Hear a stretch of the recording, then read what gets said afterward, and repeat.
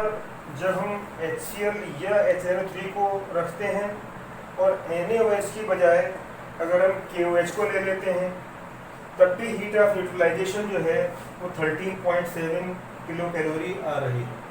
इससे ये पता चल रहा है या ये कॉन्सेप्ट ये बतला रहा है एक्सप्रेस करके कि किसी भी एसिड या बेस की जब रिएक्शन हो रही है स्ट्रॉन्ग एसिड या स्ट्रॉन्ग बेस की, तो स्ट्रॉन्ग एसिड या बेस का मतलब ये हुआ, स्ट्रॉन्ग एसिड का मतलब ये हुआ कि ये फुल्ली आयोनाइज, कंप्लीटली आयोनाइज होकर के large number of HIN produce कर रहा है और ये large number of OHIN produce कर रहा है। इसी प्रकार से यहाँ पर भी ये एसिड और ये KOH का बेस जो है ये भी लार्ज नंबर ऑफ OHIN और HIN और OHIN प्रोड्यूस कर रहा है।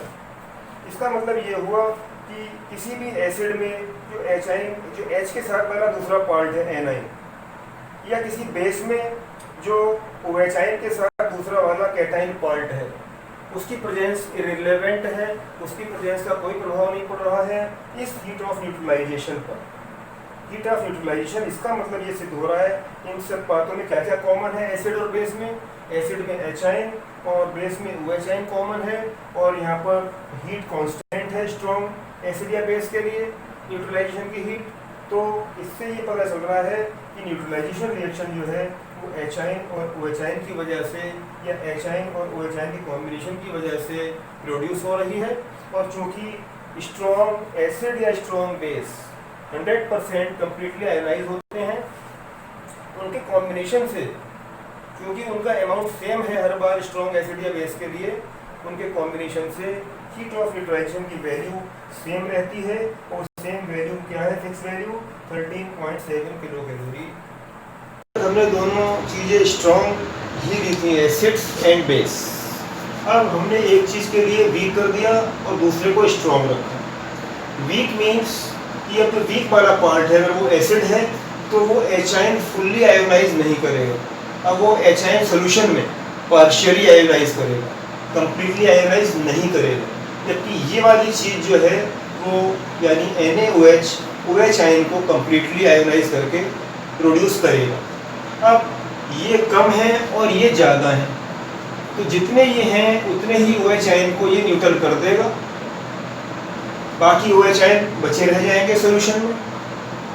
और अब कम HIN और कम OHIN चूँकि आपस में कंबाइन करके न्यूट्रलाइज हो रहे हैं, वाटर का मॉलिक्यूल बना रहे हैं, तब जो हीट ऑफ न्यूट्रलाइजेशन की वैल्यू होगी वो 13.7 से थोड़ी सी कम हो जाएगी। इसी प्रकार से जब हम स्ट्रॉन्ग एसिड लाइक HCl जो कि कम्प्लीटली आयोनाइज होगा, ज़्यादा HIN देगा, 100% HIN देगा, उसके मुकाबले में जब हम किसी weak base like ammonium hydroxide को लेते हैं तो वीक होने के कारण वो पार्शियली आयोनाइज होगा और कम OHIN देगा। अब ये कम OHIN इनमें से थोड़े से अपने बराबर HIN के साथ H2O बना देंगे न्यूट्रल करके उसके लिए, और बाकी HIN बचे रहेंगे। लेकिन चूंकि अब कम HIN और OHIN ने आपस में कंबाइन किया है ऊपर की तरीके से, तो इसी प्रकार से यहाँ पर भी जो हीट ऑफ न्यूट्रलाइजेशन की वैल्यू होगी वो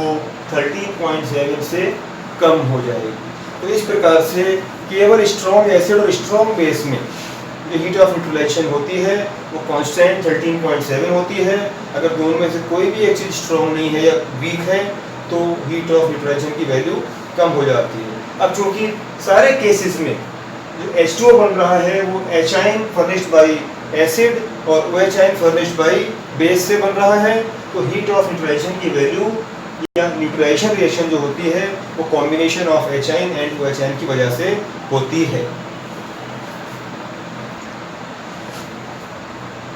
अब हम लेते हैं लिमिटेशंस ऑफ आर्हेनियस कॉन्सेप्ट। इसके लिमिटेशंस हैं बहुत सारे, कुछ मेन लिमिटेशंस मैं आपको बतला रहा हूँ यहाँ पर। ये जो है एसिड, ये वाला जो कॉन्सेप्ट है आर्हेनियस का कॉन्सेप्ट, ये केवल एक्वस सॉल्यूशन में, केवल वाटर में ही एसिड और बेस के बारे में बतला सका। नॉन एक्वस सॉल्वेंट में बहुत से नॉन एक्वस सॉल्वेंट के सॉल्यूशंस होते हैं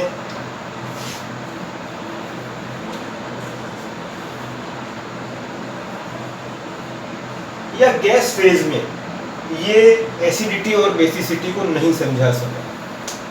जैसे कि ड्राई HCl गैस को वो एसिड नहीं मान सकते हम इस कॉन्सेप्ट के हिसाब से, क्योंकि वो एचाइन प्रोड्यूस नहीं करती है। उसमें वाटर का या वाटर के डाइइलेक्ट्रिक कांस्टेंट का कोई भी कॉन्सेप्ट नहीं रहता है। इसी प्रकार से इस कॉन्सेप्ट के अनुसार अमोनियम क्लोराइड और एल्यूमिनियम क्लोराइड, इनको हम इन दोनों के जो एक्वा सॉल्यूशन होते हैं वो एसिडिक होते हैं, लेकिन हम इस वाले कॉन्सेप्ट के हिसाब से, क्योंकि ये दोनों ही एचाइन प्रोड्यूस नहीं करते हैं एक्वा सॉल्यूशन में, तो उनको हम एसिड कंसीडर नहीं कर सकते। ये दूसरा ड्रॉबैक है, जबकि ये एसिडिक प्रॉपर्टी शो करते हैं।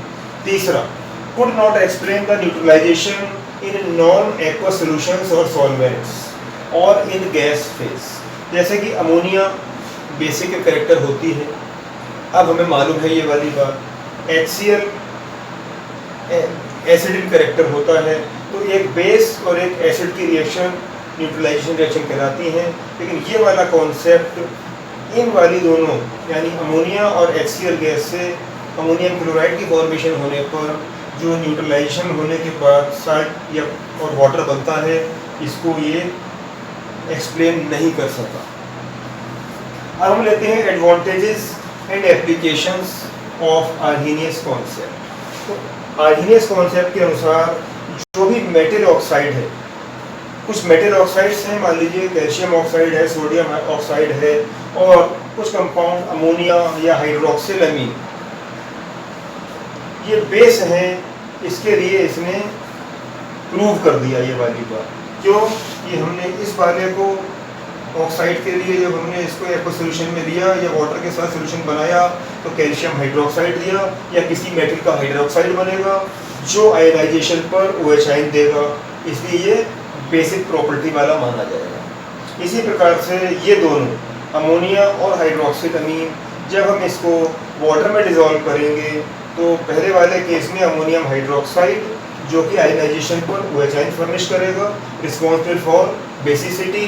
इसी प्रकार से हाइड्रोक्सिल अमीन H2O के साथ या एक्वा सॉल्यूशन में ये एक कॉम्प्लेक्स बनाया इसने, या एक मीडियम कंपाउंड इंटरमीडिएट कंपाउंड बनाया जिसको जो कि आयोनाइज होकर के OH आयन प्रोड्यूस कर रहा है, and these OH ions are responsible for basicity of this compound. इसी प्रकार से नॉन मेटल के ऑक्साइड्स जैसे CO2, SO3, SO2, P4O10, N2O5 etcetera, ये जो है एसिडिक प्रॉपर्टी शो करते हैं एक्वा सॉल्यूशन में। ये जो भी कंपाउंड दे रहे हैं, चूंकि ये कंपाउंड एक्वा सॉल्यूशन में एचाइन प्रोड्यूस कर रहा है, इसलिए हम इसको एसिड कंसीडर करेंगे या हम इस चीज़ को एसिड कंसीडर करेंगे।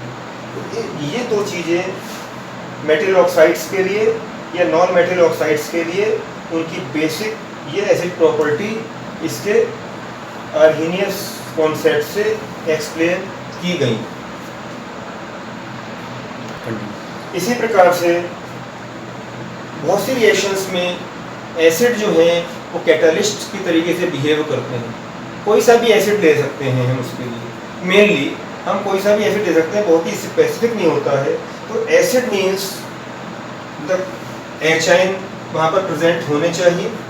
हम कोई सा भी एसिड लेंगे और उसकी कैटालिटिक प्रॉपर्टी जो है वो H आयन की वजह से होती हैं।